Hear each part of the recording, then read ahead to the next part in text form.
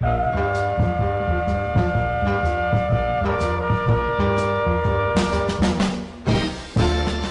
the sunny west side of Chicago, a so-so radio host, not much of a journalist, and this cat is not nobody's friend. This is Chiwatel Cordero on the CC Show. Hello, welcome to the show. This is your man CC, and today I'm reflecting on an interview that I did with the infamous Fred Trump. This was a man who was highly intelligent and sported an ego more infinite than the ever-expanding universe. Now, how do you beat a man who is smart, who is powerful, and who loves himself so much? Well, what I did was I fed his ego. Now, call me crazy, but by feeding his ego, I believe I could get the truth out without needing to pry so much. And when you know, he let it out all by himself. So listen to my 1966 interview with Mr. Freddrick Christ Trump. Jesus. Hello, thank you for tuning into the show. I am here today with a very special guest who would rather remain anonymous for this interview, so we will refer to him as John Doe. Welcome to the show, Mr. John Doe. Thank you for having me. I feel excited to be here. Really? Well, now that you're excited, I'm going to get excited with you. So we can be honest and frank about everything and anything. This interview is amongst friends, you would say, right, Mr. John Doe? Sure. I really like that. Thank you for making me really comfortable in this interview already. I feel like I'm at home. I'm glad you're especially feeling at home. So I have just a few questions for you, but don't think of them as questions. Think of them as just two friends shooting the breeze. Good. Make it a friendly conversation, like I'm important.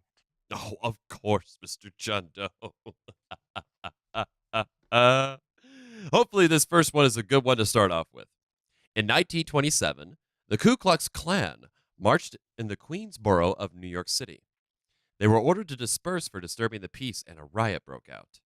One of the persons arrested was yourself. What were you doing that led to your arrest? Now, I'm only asking so you can clarify and justify your actions on that day. That's fine. I have a perfectly logical explanation for that day. I'm sure you do, sir. In the 1920s, clotheslines were very popular between the buildings. My neighbor informs me that they were looting on our block, so I was making my way towards the front of the building, and as I was doing so, one of the sheets got loose from one of the lines, covering my whole body. Oh, wow. What? It wasn't a white sheet, was it? Why, yes, it was. Oh, my God. Oh, yeah. You understand what I was going through, huh? Yes, I do. Very unfortunate. Proceed. Still moving forward, as I was making my way to the front of the building. Wait, how could you have seen through the sheet, sir? It had holes in it so I could see where I was going. Holes? As in more than one hole? Holes is plural. I need two to see, CC. Very good point. Sorry about that slight reveal of ignorance on my end. So, you described a pointed white sheet that had holes in it for you to see as you were running along to the front of the building. Is that accurate, sir? Very accurate. Do you find anything wrong with that description I just gave you? None whatsoever, Mr. John Doe. Please continue with your accounts on that dreadful day. Right. The police shows up to arrest the Klansmen and saw me in the middle of the street with them, fighting with them. Fighting them. They confused me and took me in with them as well. Oh, no, not you. Unfortunately, me as well. That is a very detailed account about that incident. Is it safe to say that information of that day is exactly what happened to you? Yes, Mr. CC. It is my story, and I am sticking to it. Well, that was an amazing answer. Very, very impressed, Mr. John Doe. Thank you. Love the applause. You're making me feel larger than life. Good. Well, here is more of that. Oh, okay. You're getting kind of close to my face. That's enough. Sure. Excuse my excitement. Let's move on to the next question, shall we? Sure. I want to bring up an example of one of your many exploits. In 1939, you had a yacht you called Mr. John Doe Showboat, which would play the Star Spangled Banner, God Bless America over and over and over again. Was that just you being patriotic? Yes, of course. Very patriotic. For Queen and country. I mean, the world's greatest show on earth. United States. God bless it. Yes. I would dare say one of the finest patriots this country has the privilege to lay its eyes on, sir. Well, thank you for those ego-lifting words of encouragement. With this yacht, not only would you play the music, you also floated balloons to the beach attendees. Inside the balloons, they carried anywhere between $25 to $200. So this was just fun, right? Yes, whole lot of fun. It was a fun game I played with the beach crowds and goers. Oh, fun game. Fun game indeed. Based on this example, what do you consider yourself best at? Building, salesmanship, or self-promotion? I think all of the above. All of the above. Astonishing. You're good at everything, I see. Yes, my newfound friend. So you're good at even things you've never done before? Very positive, very intuitive. I am amazed more so than even watching the great Houdini escaping death-defying traps. Yes, very, which makes me really good at figuring things out before they happen. Oh, this is just unbelievable. I am in complete disbelief at what I just heard. That is simply amazing. I literally cannot believe what I am hearing right now. My last question of this interview, I will make it simple but good. Okay? That's fine with me. Just make it better than the last one. Oh, I sure will. Don't you worry about that, Mr. John Doe. Now, despite you being good at everything, as you boldly claim, why do you refuse to rent to minorities, mainly African Americans? I do not rent to them because they love to party.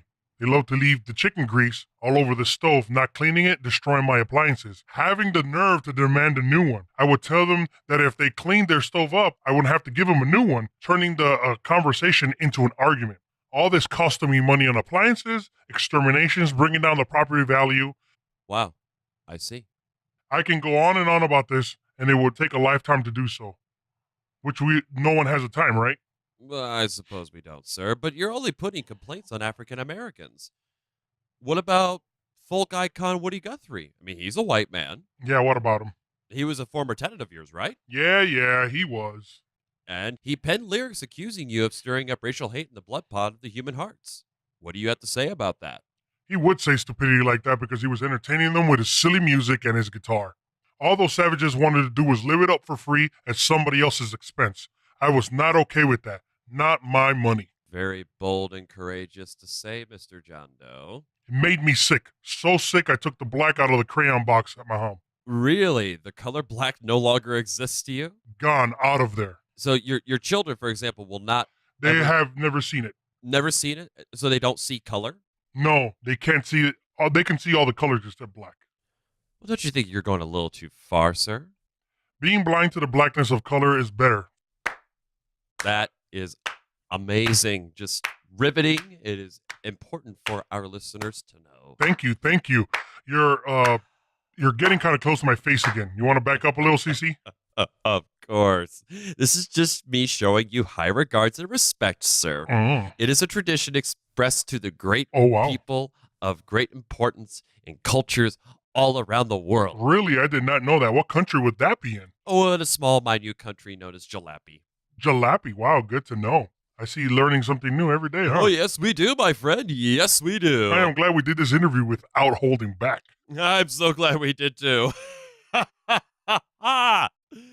Thank you for being here and doing this exclusive on the Chiwatel Cordero Show, Mr. John Doe. The pleasure is all mine. Thank you for inviting me to your show. Well, my fellow Americans tuning in, you heard it straight from the horse's mouth, exclusively here first with my special guest, John Doe.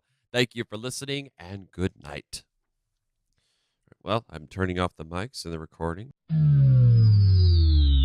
Was that good enough? That's all you need from me, right? Yes, that is, but I was wondering if we could just talk amongst ourselves. It just like two normal gentlemen having a regular conversation about life and America. Sure, I would love that, CC. Love the patriotism in you right now. Well, it makes me feel good to hear the things you say about the things you've done. Yes, for Queen and Country. I mean, United Peninsula. I mean, America. Something like that. Yes. Are you...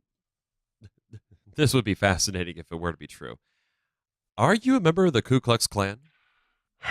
I was not a member, but being a participant of their many activities, I made really good friends that I still know to this day.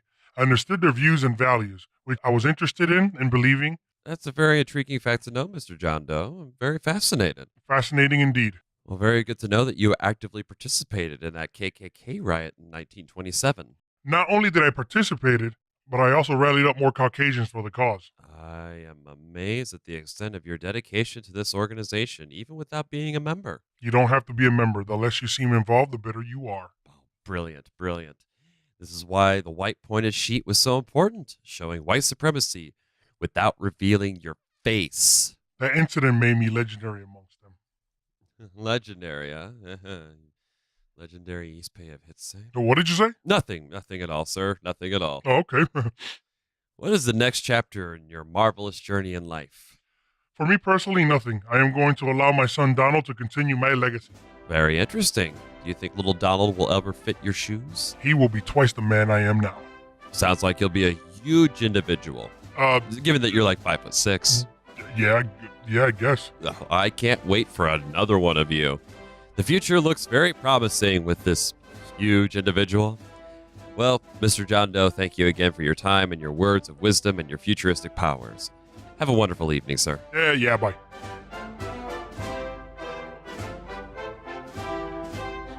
Unfortunately, my saga with Fred Trump does not end here.